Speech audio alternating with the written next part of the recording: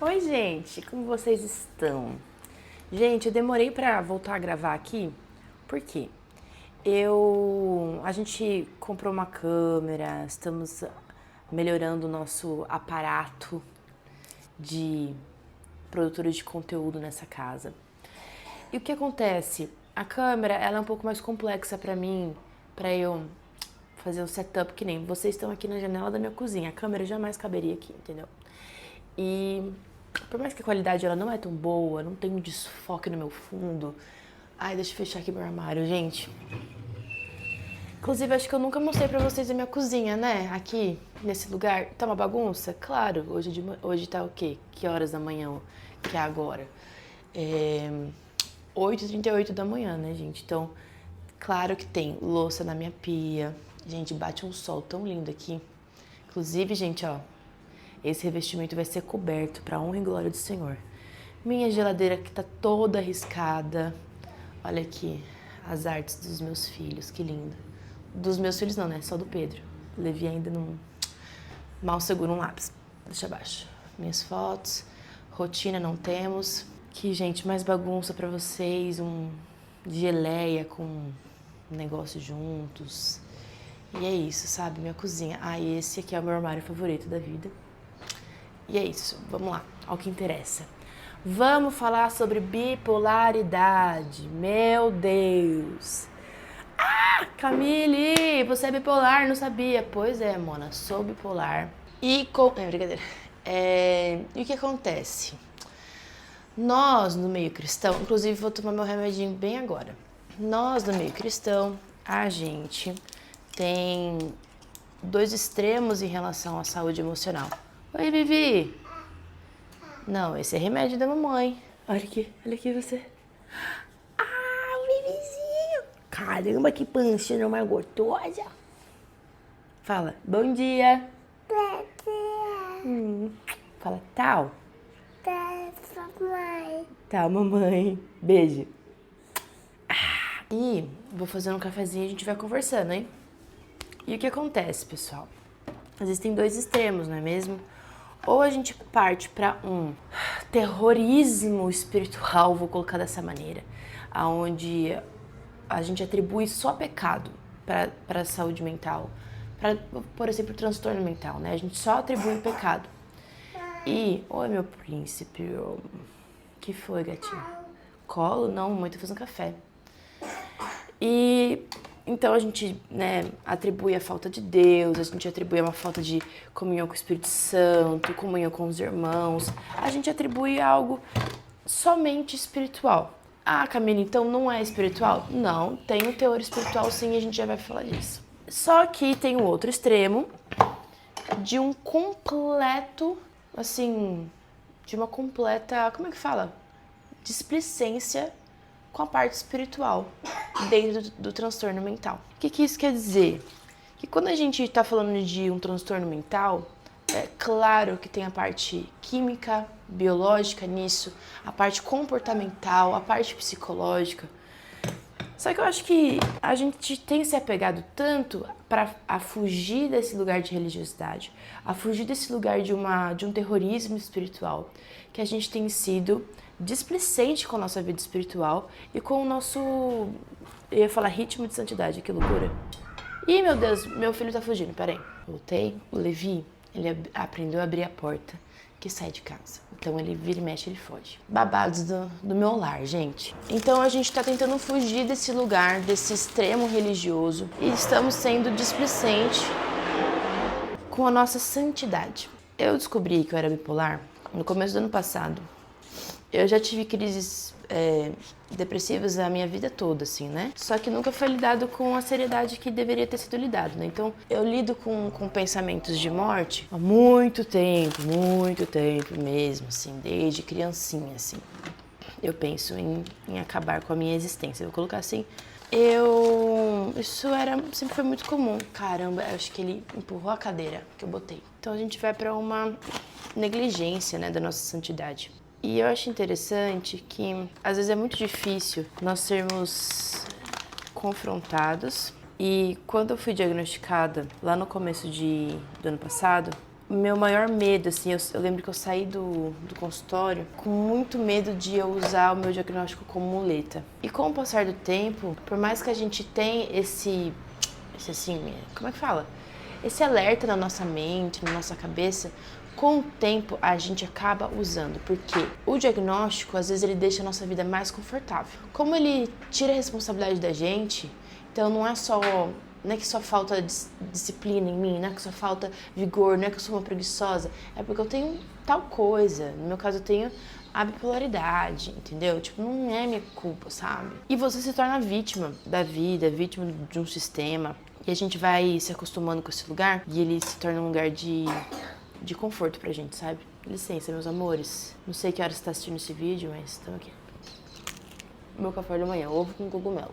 E eu demorei pra vir aqui falar disso, porque eu tenho passado por uma estação de ser muito esmagada por Deus, assim, nesse sentido. De ser convencida do meu pecado, sabia? Claro que descobrir o diagnóstico, ele trouxe muita luz pra nossa casa, mas ao mesmo tempo ele trouxe muitos estigmas, assim, sabe? Então, de fato eu sou um peso, de fato eu não sou normal, de fato, coitado do Vitor, que casou com uma bipolar, querido. Nem ele sabia, nem eu sabia, e ele está lascado, né? Vai lidar com uma bipolar o resto da vida dele. Ai, e é difícil, né? Porque isso não é mentira. Quando a gente tá num lugar depressivo, nosso senso de autovalor, ele é inexistente, né? A nossa dor existencial, ela é muito grande, e a gente habita nesse lugar, e a gente usa desse lugar como uma estufa de amarguras, né, de ressentimentos a respeito da nossa própria existência, a respeito do peso que a gente gera na vida dos outros, das nossas inconstâncias, agressividades, viu? Agressividades, tá no tema. Oh, meu Deus, gente, ser mãe é lindo.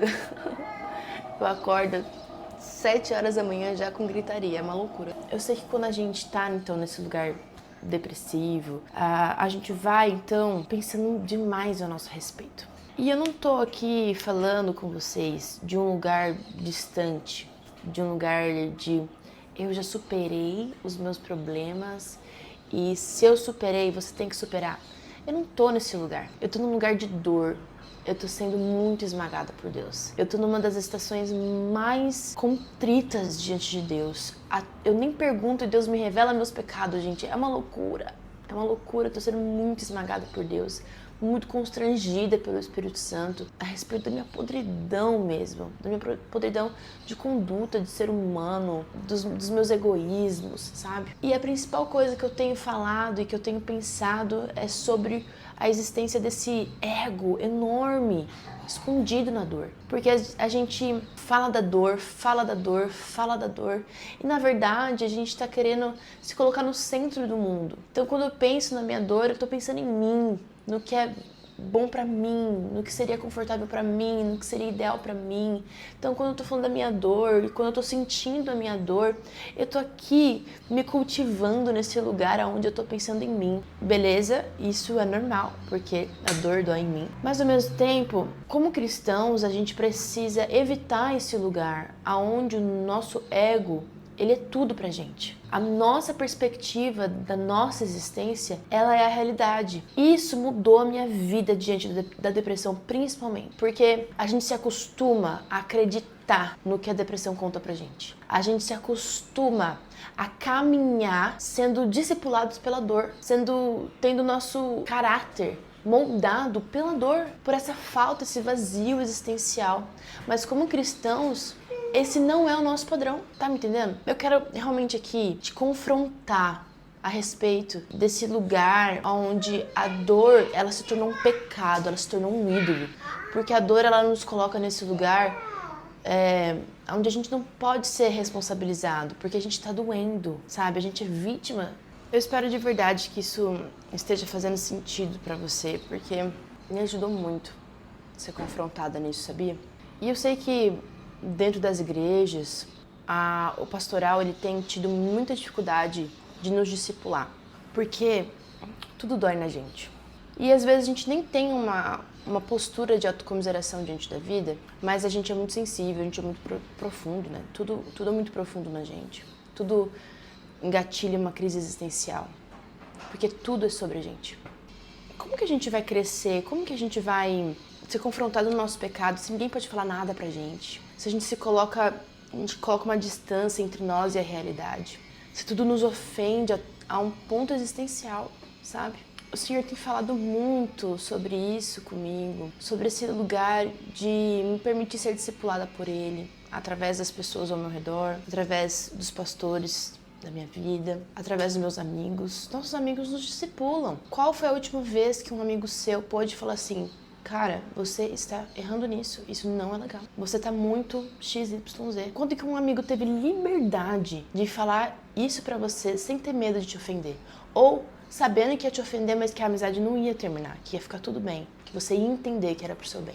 Às vezes, a gente pode tomar, meu amor, se coloca nesse lugar onde a gente só aceita o acolhimento. A gente só aceita o abraço, as palavras de afirmação, aquilo que afirma o nosso valor, a nossa existência. Mas e as coisas erradas que a gente faz? E a conduta desequilibrada que a gente está tendo diante das coisas? Foi interessante porque uma coisa que aconteceu na minha vida, que eu tive umas questões aqui em casa. E ser dona de casa não é a coisa mais legal do mundo. Um trabalho bem árduo, imparável, incansável, infinito. Então, como eu vim de um período de depressão muito forte, no começo desse ano, mais ou menos, começo não, desde fevereiro, assim, não vim bem, fiquei mal.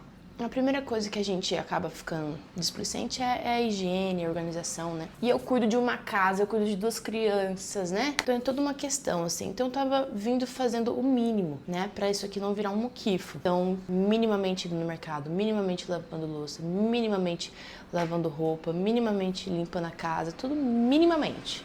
Ou seja, minha casa tava um caos, né? Só não tava um esgoto. E eu fui... Mas você não tomou. Nem lembro onde eu parei, gente.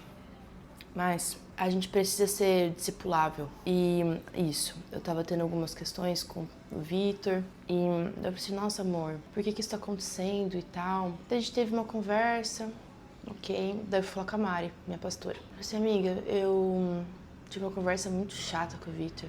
Não tive o retorno que eu queria ter. E ela falou assim, mas amiga, a questão dele é bem válida? O que ele tá te falando é válido. Essa questão, daí o Vitor, ele pontuou muito sobre essa questão da casa, né? De que era meu papel, né? Era meu papel cuidar das crianças, da casa. E que eu tava sendo displicente com isso, sabe? E quando precisei que ela, querido do Vitor, né? Precisei que ela viesse falar comigo sobre isso. Pra eu finalmente, talvez eu esteja errando.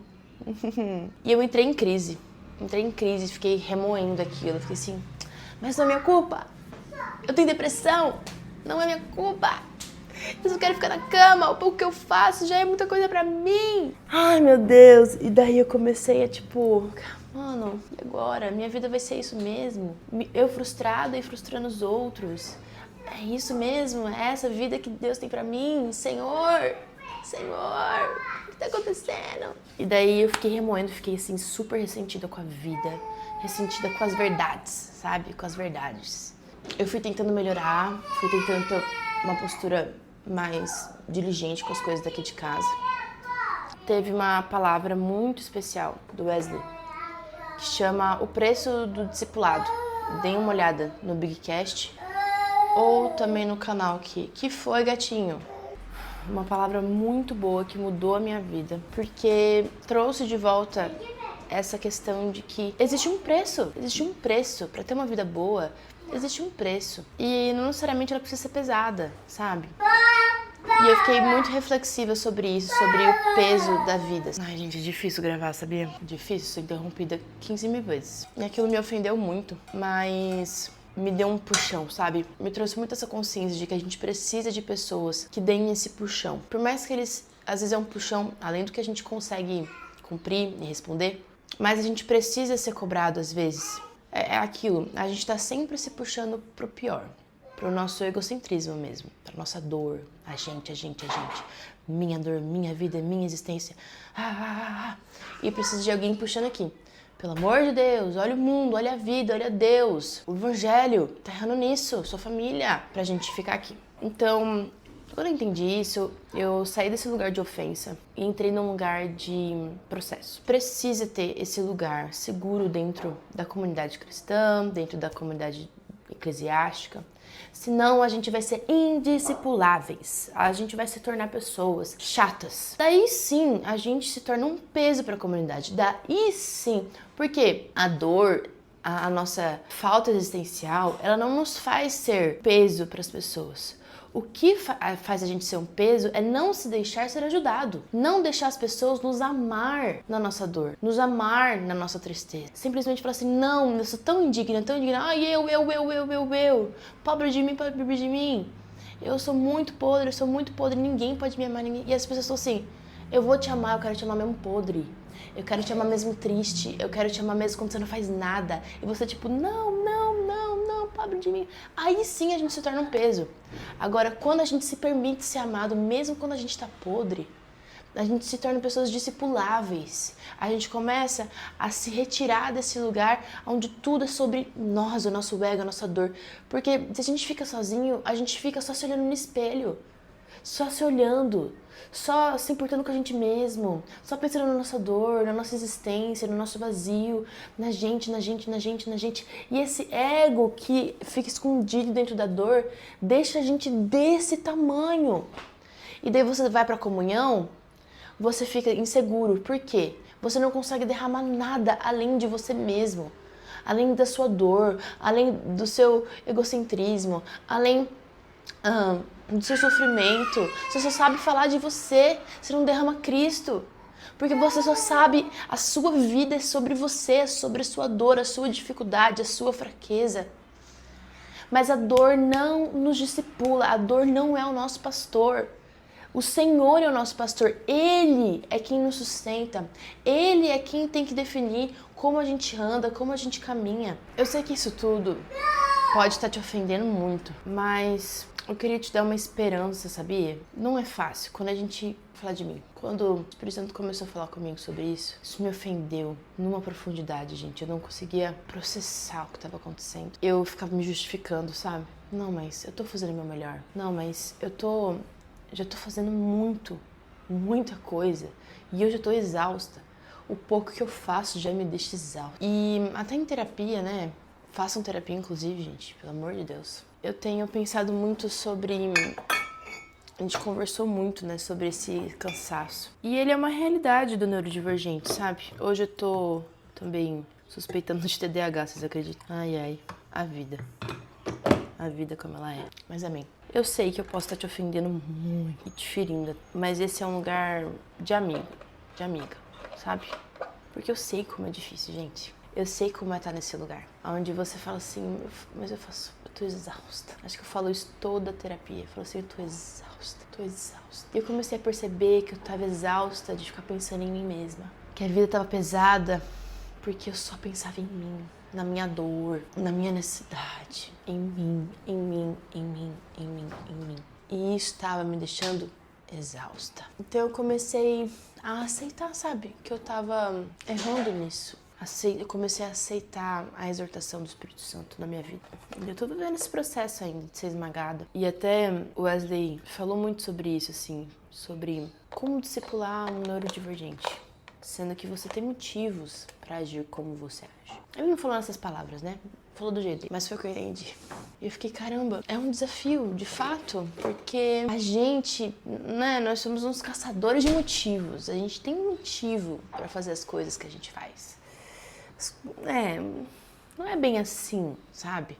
Não, eu não consigo ter constância no meu devocional, porque TDAH, porque lá, burnout, não. Tô viajando já. Porque, a gente dá todos os motivos possíveis. Mas a realidade é que a gente precisa ser discipulado por Cristo e não pela nossa dor. A gente precisa, nos dias mais escuros e mais difíceis, se expor e deixar as pessoas nos amarem na nossa podridão. Deixar a comunidade nos contaminar, sabe? Servir como esse papel, assim, de... mas o que vão pensar de mim? Vão me olhar como sendo... Eu penso muito nisso, né? A Camila é um problema. Nossa, eu tenho pavor de imaginar as pessoas, assim, pensando em mim e falando assim, nossa, Camila é difícil, né? Ou, nossa, Camila é Tem que ter cuidado com a Camille. Eu tenho pavor de ser a pessoa difícil da comunidade. Só que às vezes eu vou ser. E ai da comunidade me olhar com esses olhos e não me amar, não me discipular. E ai da comunidade se me excluir. Quando eu entendi isso, que quando a comunidade falha comigo, ela também dá conta disso pra Deus. Quando os pastores falham comigo, eles também dão conta disso pra Deus. A minha satisfação, ela foi completamente depositada no Senhor e na justiça do Senhor e não na minha. Então hoje eu tenho cultivado esse desapego com o que vão fazer de mim, com o que vão falar de mim, apesar de me dar um frio na barriga, de pensar que talvez eu seja a pessoa problema da comunidade, é pensar que se eu sou e se eu estou nessa comunidade, eu não estou aqui sendo uma pessoa indiscipulável. Eu não estou sendo aqui alguém que é um peso morto na comunidade. Eu tenho as minhas dores, mas eu também produzo vida, sabe? Eu nunca quero deixar de produzir vida, seja dentro das minhas amizades, porque eu quero escorrer Jesus. Não quero ficar escorrendo Camille. Eu quero escorrer Jesus. E terceiro, o que a comunidade deixa de cumprir, se a comunidade deixa de cumprir o papel dela, os pastores deixam de cumprir o papel deles na minha vida, isso não é problema meu. O Senhor os chamará, o Senhor os exortará, e isso não é problema meu. Nem toda igreja, nem toda comunidade tem esse preparo, esse entendimento de como lidar, mas cara, tu pode ensinar, mano. Tu pode chegar na sua pastora, no seu pastor, sabe? Falar assim, cara, o que vocês fizeram aqui não foi legal. Vocês poderiam, sabe, agir dessa maneira. Ou até mesmo, sabe, chegar e falar assim, eu não quero ser um peso pra comunidade, eu não quero ser vista dessa maneira, eu quero quebrar com esse estigma. Eu vou ter os meus dias ruins e eu não quero que a comunidade me exclua por conta disso. Isso não me faz inapta ao ministério. Isso é um ponto. Pensa, gente, eu vou ser bipolar o resto da minha vida, se Deus não me curar. Se Deus não decidir me curar, que eu creio numa cura. E daí eu nunca vou estar apta a cuidar de pessoas, a cuidar da comunidade no geral, de servir de alguma maneira, de ter um ofício. Sabe, um dia o Senhor me ordenou pastor, e daí agora porque eu tenho um laudo, eu não vou estar mais apta. Será que o Senhor não me encontra nessa dor? E não vai encontrar pessoas também através disso? E pra encerrar, gente, esse vídeo, eu não quero me colocar nesse lugar de uma pessoa super... Nossa, eu sou a autoridade nesse assunto. Até porque nem médica eu sou. Mas eu sou uma pessoa que vive essas crises existenciais e essas crises desse ego diariamente na minha vida. Eu finjo que viver em comunidade é fácil pra mim. Sabe? Fake it until you make it. Eu finjo. Mas não tem uma comunhão que eu não fico em crise sobre o meu comportamento, sobre se gostam de mim ou não. Toda vez que eu me pego nesse looping de pensamentos, o Espírito Santo me constrange e fala assim, tá ficando pesado, né? Porque você tá pensando demais em você. Para de pensar em você, filha. Então, eu tenho cultivado esse hábito. Toda vez que eu percebo que algo tá criando um looping na minha cabeça, pesando alguma coisa, pesando uma amizade, pesando uma relação, eu tento diagnosticar, será que eu não tô pensando demais em mim? Na minha reputação, no que pensam de mim, no meu valor, se eu sou legal, se eu não sou, se eu fui legal, se eu não fui. Será que isso tudo não é um tanto egocêntrico? E normalmente é, né?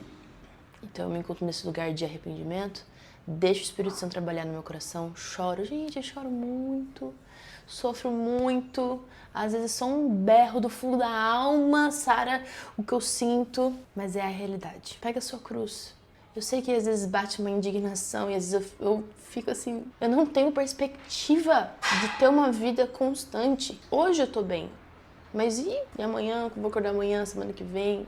Será que alguma coisa vai me dar um gatilho? Alguma coisa vai acontecer? É muito horrível, muito doloroso. Mas a minha perspectiva é a eternidade. Isso tudo é passageiro. E se o Senhor permitiu a minha vida ser do jeito que ela é, eu ter esse diagnóstico, essa condição, cara, eu vou descansar nele e eu vou fazer isso da glória pra ele.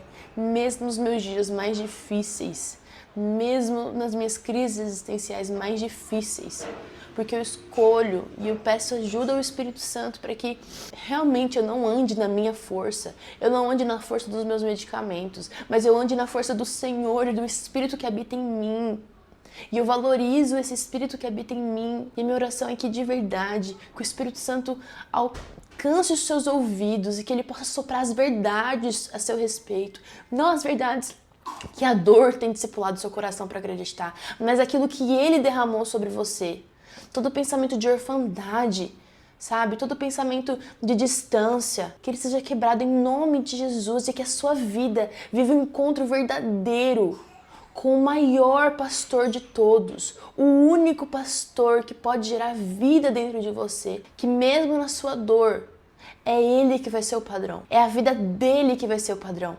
É a mão dele que vai te puxar, é a mão dele que vai te empurrar. Se arrependa de uma vida egocêntrica, onde a sua dor é tudo que importa pra você, é tudo que você pensa.